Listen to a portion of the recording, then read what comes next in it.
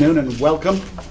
Thanks, and I'm sorry for starting off a little bit late, but I have anticipated this workshop and today and tomorrow, so hopefully we'll all learn a lot about this. I'm also pleased to invite you to the Ann K. Bingaman Auditorium here at the Antitrust Division.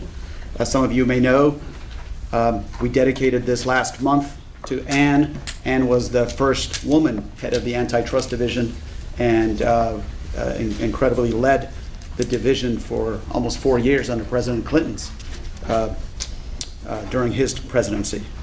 So I'd like to also thank our panelists and the organizations for their participation in this workshop today.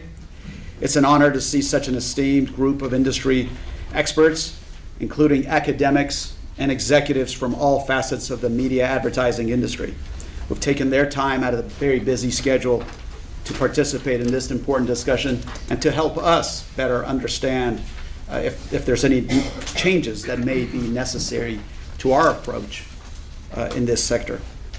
Also would like to thank several of my colleagues, with your permission, from the Antitrust Division who were instrumental in organizing this workshop over the last 6 months. Attorneys Daniel Haar, Erica Mintzer, and Karina LaBelle, along with Lee Berger and Carl Wilner from our media and entertainment section. Thanks to economist Matt McGurra, our chief economist Jeff Wilder, and to paralegals Daniel Stone and Danielle Norgren-Markley, and of course my colleague from the division's leadership, Renee Augustine. Today's workshop will explore industry dynamics in media advertising and the implications for antitrust enforcement and policy. Workshops like these give us the opportunity to have a candid dialogue with relevant stakeholders and thought leaders to ensure that we stay current with emerging industry trends, new business models, and the latest economics. They help us to better understand where to focus our enforcement and advocacy efforts and how best to think about competitive dynamics in the markets those efforts address.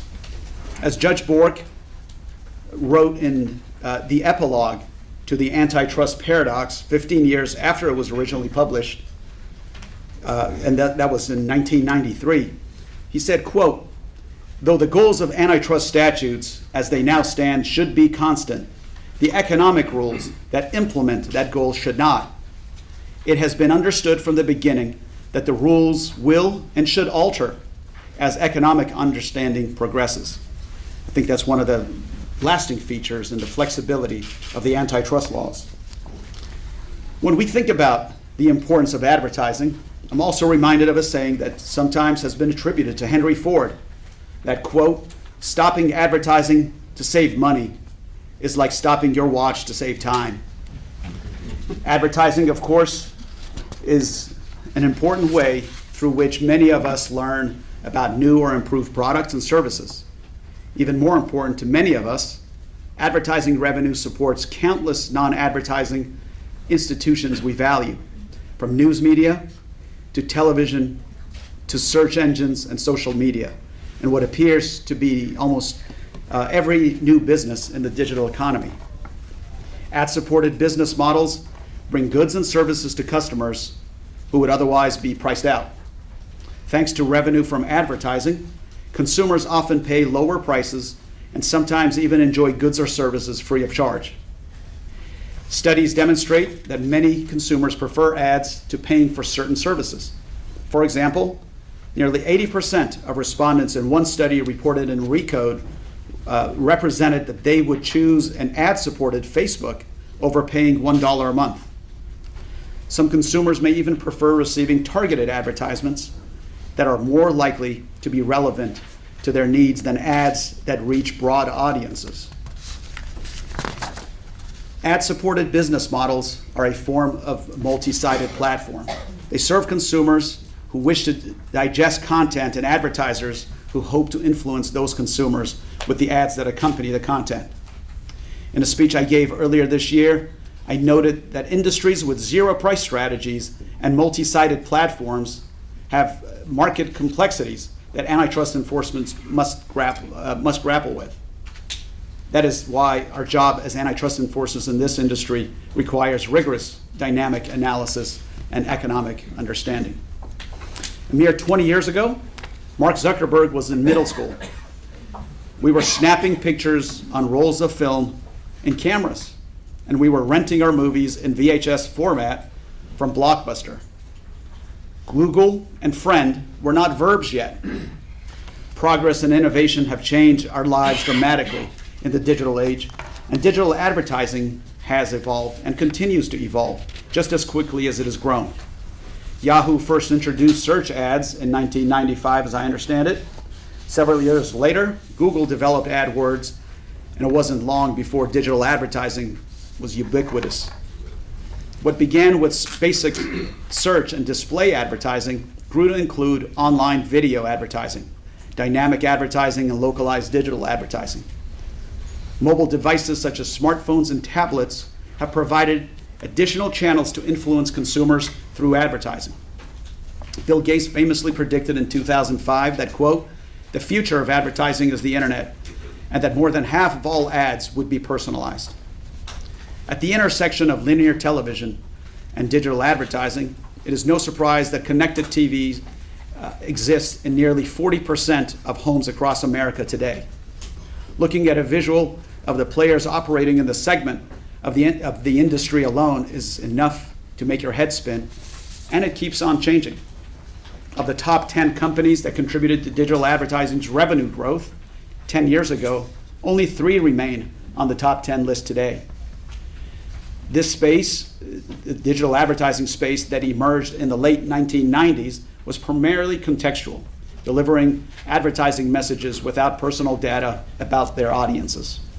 Today, because of the wealth of data that ad networks and publishers are able to collect about a website's audience, behavioral targeting now accounts for a large percentage of digital advertising. Moreover, because ad networks represent multiple publishers at once, they are often able to offer publishers access to much greater quantities of such data they would not otherwise be able to access individually.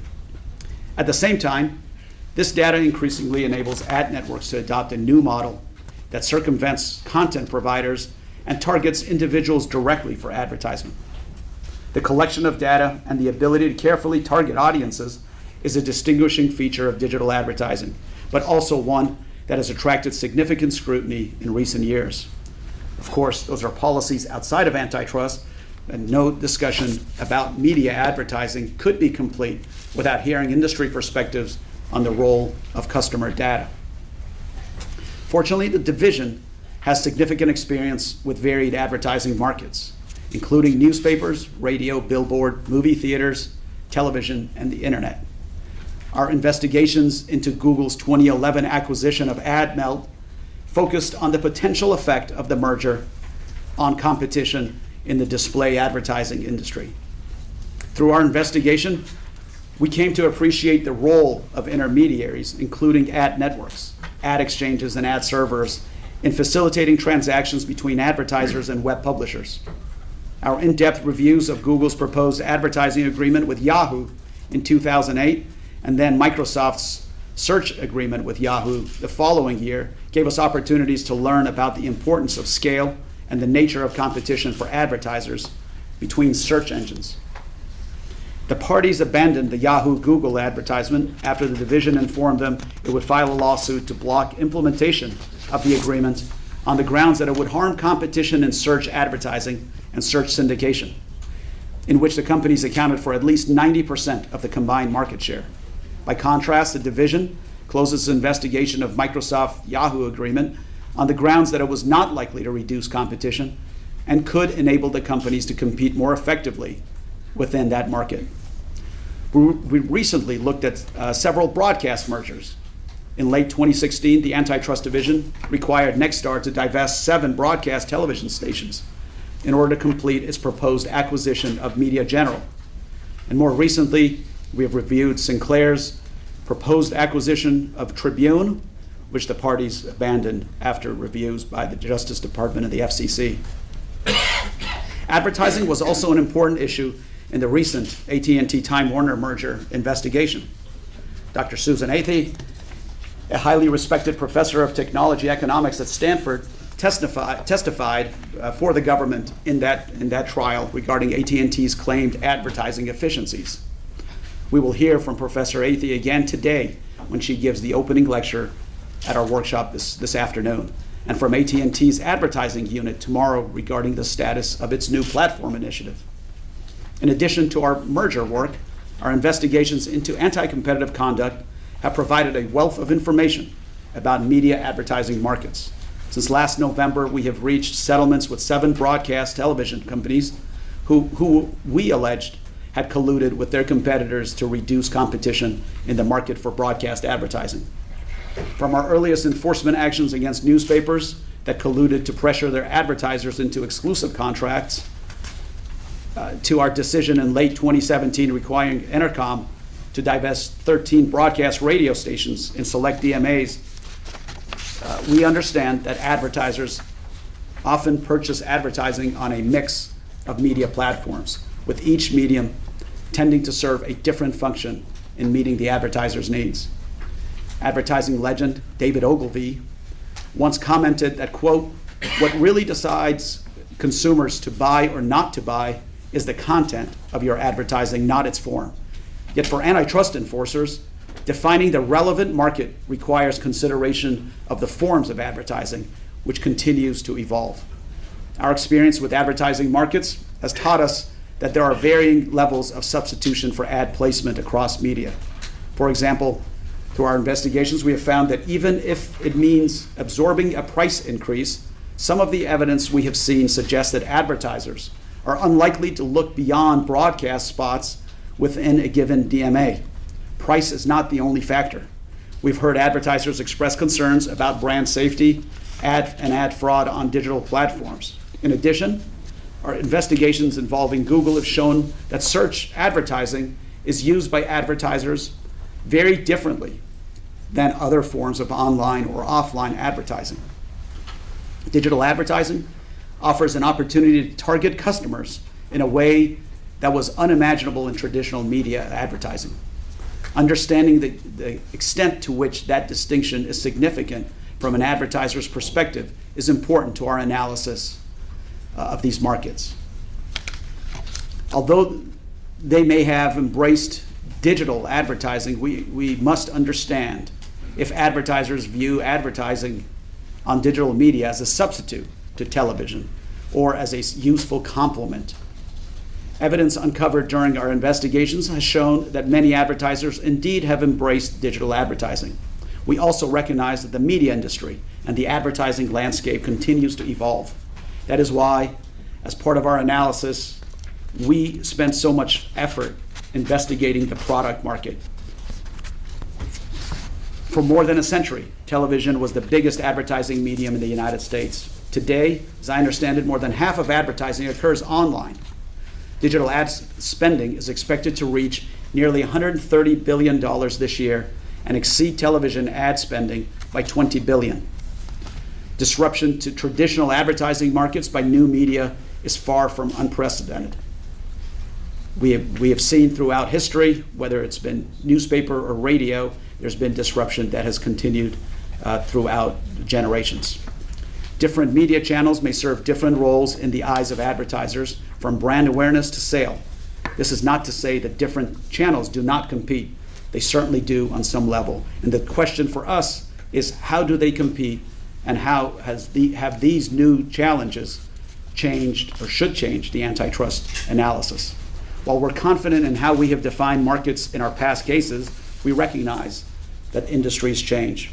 And in order to ensure that we continue to update our analysis of media markets, we need to take into account the latest industry trends, the latest technological evidence, and the latest economics. Reason enough to hold this workshop today and tomorrow. Moreover, as we consider the changing marketplace, it's important to keep in mind former Assistant Attorney General Ann Bingaman's comments in a speech she gave on competition and innovation, where she noted that, and I quote, "We're not the first generation to be confronted with increasingly rapid change. It's probably true that every generation since the beginning of the Industrial Revolution has worried about the impact of changes that they were experiencing. Today and tomorrow, we will hear from academics and executives from leading companies, including buyers and sellers of advertising inventory. Professor Athey, as I mentioned, will begin the workshop with a discussion about why companies advertise, the history and economics of advertising through the introduction of digital advertising. She will also talk about the role of data, measurement, and attribution in advertising. Following Professor Athey's lecture, we will hear from two panels this afternoon examining first, television advertising, and second, internet and mobile advertising. Tomorrow morning, our workshop will resume with panels discussing competitive dynamics in media advertising and also trends and predictions for advertising generally. In conclusion, I would like to thank each of our panelists for your willingness to participate and to share with us your perspectives. I look forward to the discussion this afternoon. I fear I would somehow be remiss if I gave remarks on advertising and failed to reference Mad Men's character, Don Draper. His wisdom will serve our panelists well throughout the workshop. He said, and I quote, "If you don't like what's being said, change the conversation." And of course, I always try to follow former House Speaker Tip O'Neill's advice, which I quote, "Speak only when you can improve the silence." To get started, let me introduce Professor Athey, who will deliver our opening lecture. She is one of the leading experts on the economics of digitalization, marketplace design, and online advertising. As one of the first tech economists, she served as a consulting chief economist for Microsoft for 6 years and currently is on the boards of Expedia, Rover, and Ripple. We could not have asked for a better presenter, and I'm personally grateful that you took the time to come here to share with us your perspective. Thank you so much.